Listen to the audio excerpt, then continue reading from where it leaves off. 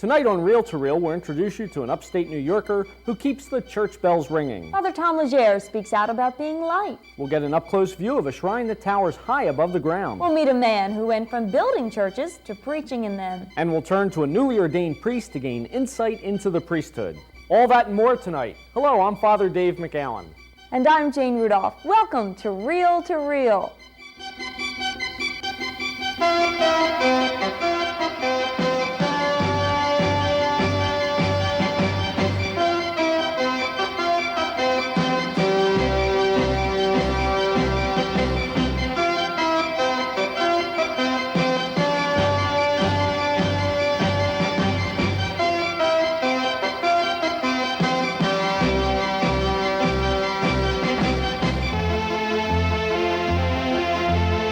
Good evening and welcome to our show. We're in the midst of Memorial Day weekend, which means summer can't be too far away. Already we begin to make promises to clean out the garage or start that diet or to get in shape, all before the summer hits. Promises that may or may not be kept. That's true, Jane. Not only do we make promises to ourselves, but frequently we make promises to God. If only He'd do this, we'd do something in return. Well, for our first story tonight, we'll meet an electrician from Montana who made a promise to God. And this man's determination to fulfill his end of the promise escalated into a 6-year-long commitment of intense labor. Nestled in the Rocky Mountains overlooking Butte, Montana, there is a monument dedicated to all women and mothers. She is known as the Lady of the Rockies.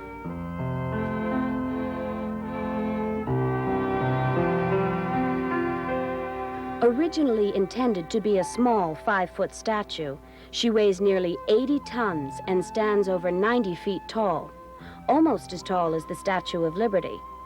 She is the realization of a promise made by Bob O'Bill and shared by friends like Joe Roberts.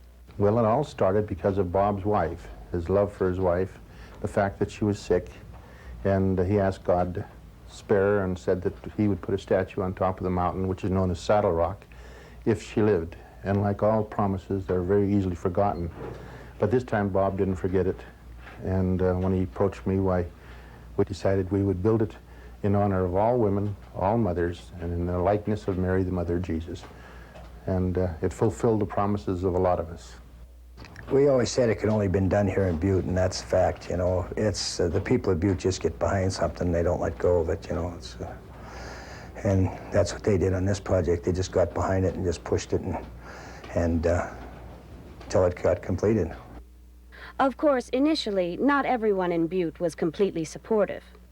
They didn't say that we were crazy, but they just sort of smile. And we created one of the largest furors, I think, in the newspaper that they ever had. So we finally became convinced that we would just do it on the quiet and that we would only let them know when it was done. And as it progressed and we finally got the head and the shoulders finished, then more and more people began to get behind us. And it got to the point where we were having roughly 1,000 cars a week pull off the highway and come into my yard and take a look at the statue. After that, it wasn't too tough. When we started, I think we were the most naive men in the world to think that we thought for a minute that we could that we could build a statue was one thing.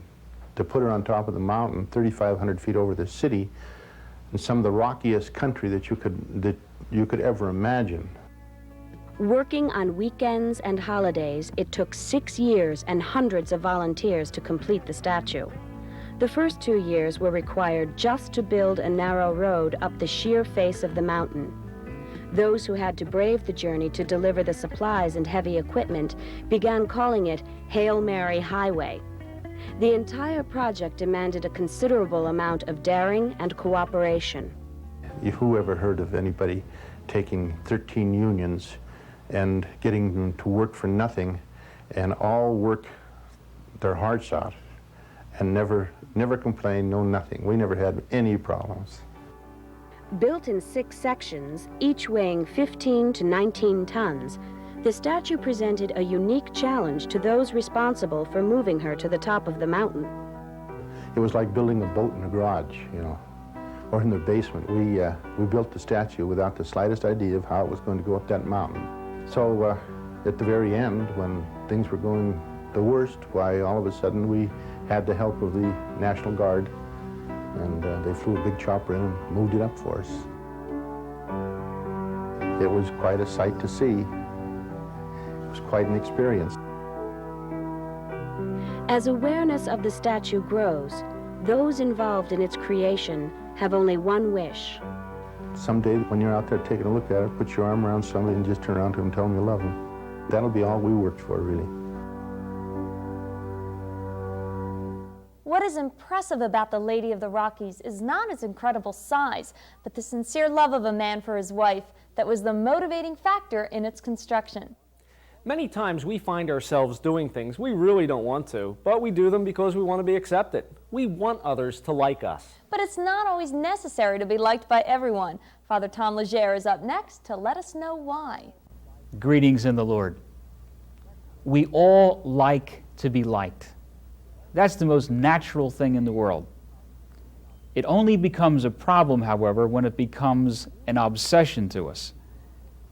It's much more important to be authentic than it is to be popular and liked.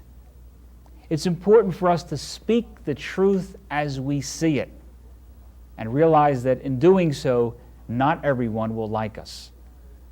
One of my old pastors told me once that in any situation in life, 25% of the people will like you no matter what, 25% of the people will dislike you no matter what, and 50% of the people couldn't care less. In the popular Broadway production and movie Mass Appeal, we see an example of someone who doesn't know that.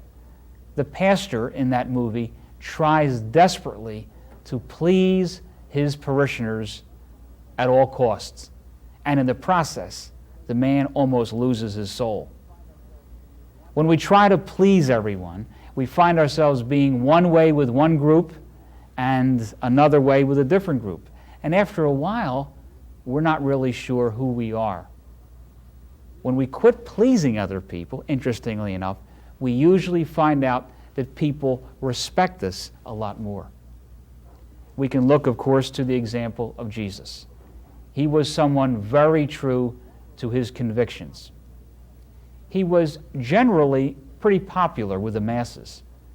However, the people in his own hometown didn't like him, and we know he certainly incurred the wrath of the religious leaders of his time. But he was someone who felt that it was much more important to not worry about being in a popularity contest, but to speak the voice of God and let the chips fall where they may. Well, we too should do the same thing.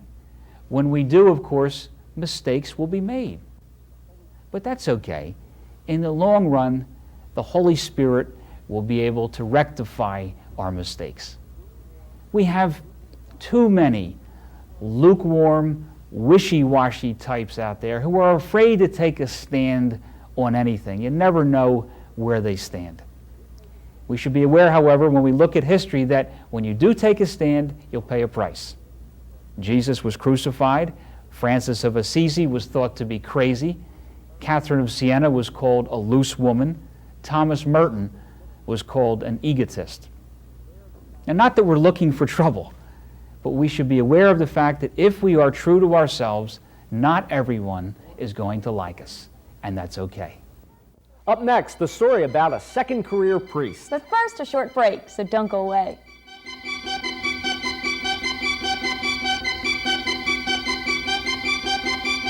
A few weeks ago, we at Reel to Reel began an appeal for your financial support. Many of you responded generously, and we wholeheartedly thank you. Because of that, we're able to continue to bring you our show every week. However, we still need and appreciate your continued support. As you know, for the past 5 seasons, we've been able to bring you this weekly show, requesting only your cards and letters in return.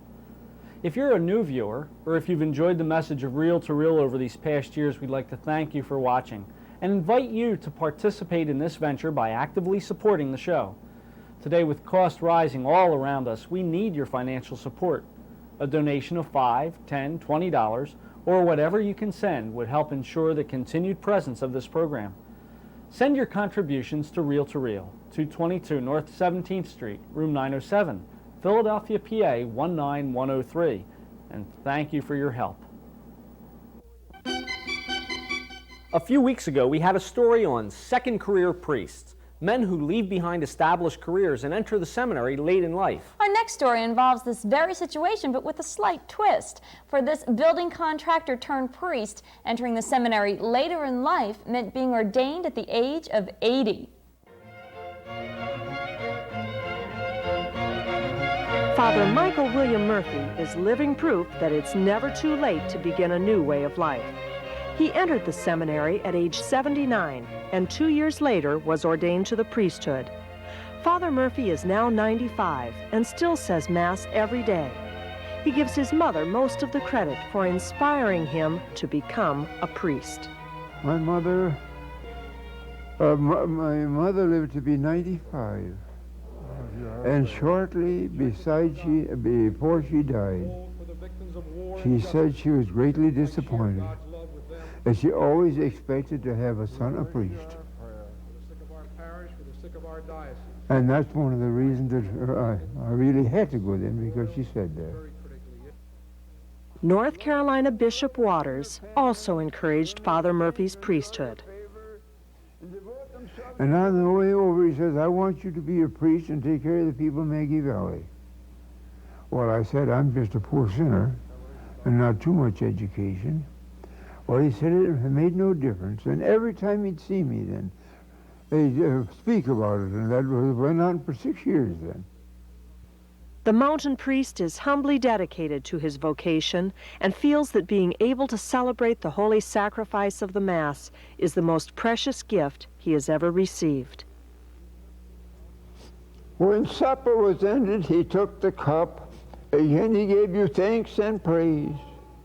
Gave the cup to his disciples and said, take this, all of you, and drink from it. This is the cup of my blood, the blood of the new and everlasting covenant. It'll be shed for you and for all men, so that sins may be forgiven. Do this in memory of me. Father Murphy lives at St. Margaret's Church, which he designed and built as a layman before he even considered becoming a priest. I think I'm the only priest in the United States, or maybe in the world, that was ordained in a church that he built. I never heard of one before. The church is designed to be functional as well as beautiful. Adjacent to the chapel, his living room also serves as a classroom for adult education classes. The second floor contains a fully equipped retreat center where parishioners, townspeople, and tourists come for peace and quiet prayer. His love for the breathtaking scenery in Maggie Valley prompted him to design a church where the people could reflect on their surroundings as well as the liturgy. Well, I'm glad I came here. I thank God every day for this beautiful place and the surroundings, everything about it. I love it. I don't think I'd want to live anyplace else. We're all familiar with the sound of church bells, and the towers that house the bells make a building easily identifiable as a church. When we hear the bells ringing, though, seldom do we realize that for some people, going to work doesn't mean off to the office, but to the Belfry. Our next story gives us the opportunity to venture inside a bell tower to get an impressive first-hand account from a man who installs and repairs church bells.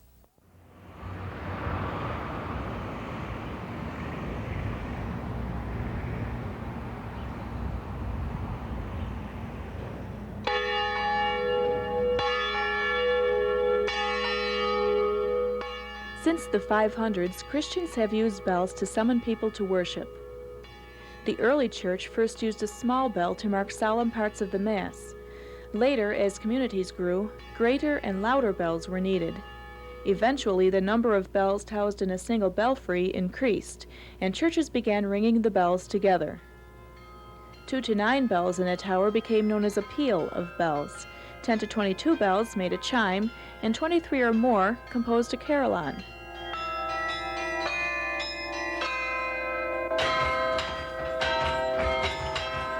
But what happens when the machinery needed to ring a bell breaks down, or an old tower is no longer stable enough to support a swinging bell? Enter the bell hanger. Herb Geisler's job is to install and repair church bells. If you've never heard of a bell hanger before, perhaps it's because there are only about 17 independent bell hangers in the country. As a factory representative for the IT Verdun Company of Cincinnati, Herb serves all of western New York and northern Pennsylvania. I just like the whole job, really. I really do. It's exciting. Every job is different. Every church is built different. All your challenges are all different on each job. For example, what can you do with a bell in an unstable tower? Some churches may opt for playing a recording of bells. I prefer to use the real bell, but a lot of times it's no longer safe to ring the bell. That's a different story. Then I can see putting an electronic in. But if there's any way at all that thing can be rung, I'd be the first one to survey it and make sure we can ring it. Even if we station it off, a lot of times the swinging motion of a bell in an unstable tower is dangerous. But if you leave it stationary and put a striker on it that uses DC current and hits it with a hammerhead type situation, then we can still give them the same effect of a swinging bell. The only thing is we lose some volume. To be successful in the bell business, you have to be hardworking and dedicated because you do everything yourself. It also helps if you're not afraid of height. I know where I am. I'm not afraid to go up there. I'm not afraid of falling, but in the same instance, I don't lose track of where I'm at. I'm always careful. Bell hanging may not be the most glamorous job in the world, but it's the job Herb Geisler has been proud of for 28 years. I enjoy putting these things in because I know what the job is of a bell. It's calling people to worship. And I have a strong feeling that we're not ringing them loud enough.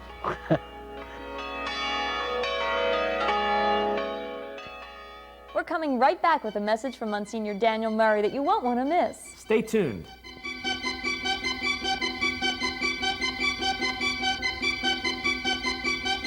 It's dynamic. It's really dynamic. The acting is top-notch. The staging is creative. You can almost touch the actors. You're right there. Innovative, exciting, unexpected. If you're worried about your dollar, this is the best bargain by far. Delightfully friendly ambience. There's a chemistry there that makes it enjoyable to attend the theater. Villanova Summer Theater begins in June with a production of Julius Caesar. Call for information. This coming Thursday is the Feast of the Ascension. In the readings, Jesus assures his disciples that his ascension does not mean that he's leaving them alone. Monsignor Murray explains this message from Jesus and shows us how we can apply it in our own lives as well. John had a long and a good memory. He never forgot how the Samaritans refused to guarantee Jesus safe passage on his way to Jerusalem. At the time, he and his brother James were true to their name, Sons of Thunder. Indignant at this slight to Jesus, they wanted to call down fire from heaven to destroy the Samaritans. Jesus gave them a look that quickly put out the fire of their anger. It is somewhat ironic, then, that John would accompany Peter to investigate what was happening now in Samaria. He surely would have been a little skeptical when he heard that the Samaritans had been converted. He was anxious to see for himself. When he found the report to be true, he finally got his chance to call down fire from heaven on the Samaritans. It wasn't a destructive fire, however. Instead, it was the life-giving fire of the Holy Spirit. John knew what would happen now. He had experienced the gift of the Spirit at Pentecost. Tongues as of fire had come to rest on him and the others that day. He had experienced a transformation, and it was still going on within him. He had learned that gentleness and respect commend the gospel to non-believers more than insolence and anger. Now he could rejoice that the same experience would be shared by the Samaritans. The words Jesus spoke in his farewell discourse proved true. He had not left them orphans. The other Paraclete had indeed been with him always. So too would this helper, comforter be with the Samaritans. John could only marvel at the mystery of it all. So do we. The Spirit has been given to us. This gift pervades and sustains our whole being. The Paraclete dwells within each one of us. The only thing comparable to it is the relationship between Jesus and his Father. It is so intimate and so secure that no hostile power can take it away. Ours must be a true inner dedication to make the love of God visible in an unbelieving world. This is to be our absorbing passion. It must also be our whole way of life. Thanks, Monsignor. Last week at the Cathedral of Saints Peter and Paul, 13 men were ordained priests for the Archdiocese of Philadelphia. Although coming from diverse backgrounds, each of these men answered the same call to serve God. It often seems that there's a bit of mystery surrounding the priesthood. Catholics and non-Catholics alike are curious about the priesthood and those who choose this vocation as a way of life. Over the years, people have asked me many times about my decision to become a Catholic priest. The questions may be phrased differently, but the context is always the same. Tonight, we'll get a fresh perspective into the priesthood as we spend a day in the life of a seminarian just prior to his ordination.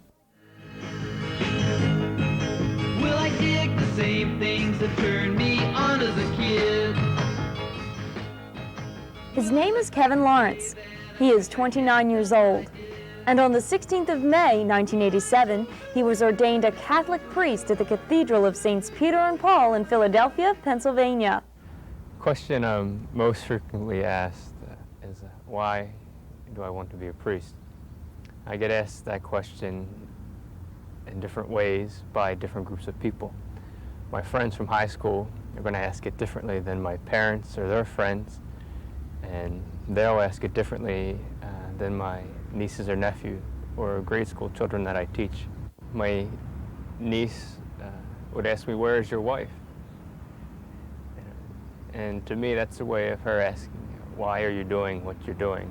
Why are you a priest? And the answer that I would give, I decided to become a priest because it is a vocation, certainly, that I feel called to. It's also the vocation that I feel will make me most happy in living my life. It's never one great yes or insight that I have a vocation as a priest, but it's something that took me time to become comfortable with. It wasn't until I was out of high school for about 2 years that I decided to go into the seminary and give it a try. I was on the verge of entering the Navy. I had had my physical. All I had to do was sign on the dotted line, and the recruiter asked me when I was going to sign up, and I said, well, I think I'm going to enter the seminary. And that shocked him, and it shocked me too, because it was the first time I had really verbalized that to anyone. Something that was going on inside me, but not something that I had expressed out loud to anyone before. My life has changed a lot since entering the seminary. I've developed a lot as a person, emotionally, spiritually, psychologically. It's just a lot of maturing that's taken place. And I found the seminary a good place to do that, a very supportive community. A lot of the process that I've gone through has been self-motivated. I've looked to develop as a person, and I've wanted to develop as a person. And the seminary has always been there supporting that process. Particularly when I got to theology, to the theology department at the seminary, a lot of the course material, a lot of theology, it just gave me a greater understanding, not only of the faith, but of myself. Although Father Lawrence is just beginning his life as a priest, he already has thoughts on how he wants to live his vocation and secure his own personal happiness. The things that I want to accomplish as a priest are things that I see present, or that I understand that were present in Christ's life. I want to be present to people as a priest who serves them. If I can serve them in their needs, then I will try. Some of the ways I've done this, just be present in helping people in family situations, family difficulties. I've been in classrooms teaching children, experienced a lot of joy from that. Talking to them and giving them some of my time. And I've helped out in serving people in soup kitchens. And personally, I find that very rewarding. Being present to those people who are the very poor and the outcast of our society. And these are some of the ways I hope to serve people. I'm the same as anybody else because I want to be happy. I think everyone in life is looking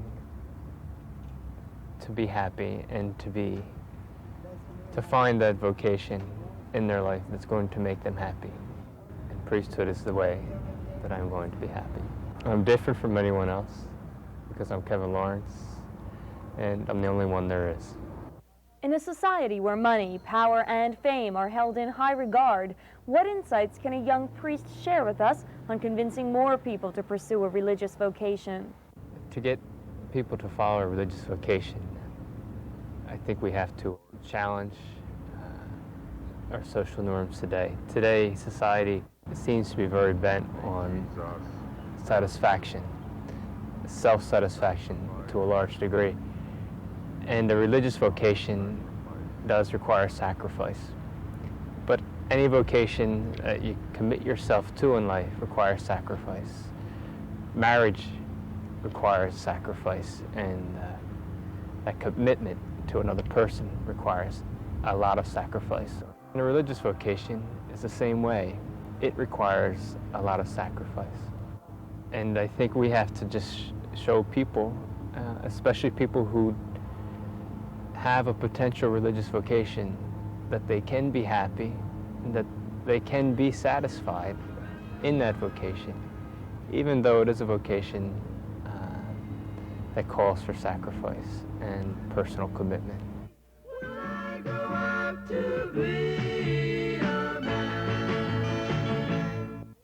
We wish all the best to Kevin and the other priests who were recently ordained for the Archdiocese. And we hope that if you've had questions about the priesthood, that they may have been answered. And if you have any questions or comments about our show, we'd like to hear from you. Write to us at Reel to Reel, 222 North 17th Street, Room 907, Philadelphia, PA 19103. Or call us during business hours at area code 215-668-9842.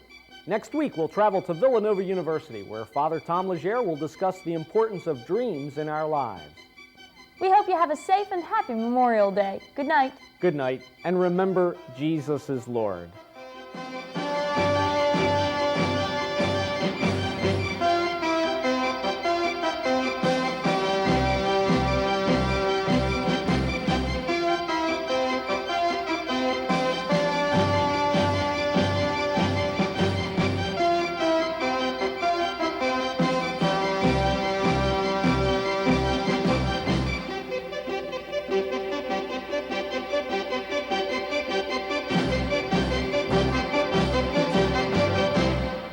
Travel arrangements for Reel to Reel by Atkinson and Mullen Travel of Media, PA.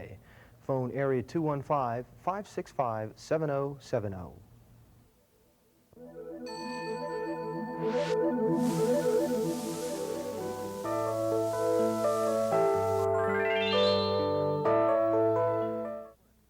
The House of Charity can be found at work throughout South Jersey, wherever there is suffering and distress. Through its agencies, compassionate care goes to the elderly. The needy receive food and clothing. Special education programs administered to the mentally handicapped. Expectant mothers receive pre- and postnatal care, and medical services are rendered to the ill. Support the House of Charity in South Jersey. Touch someone's life with love.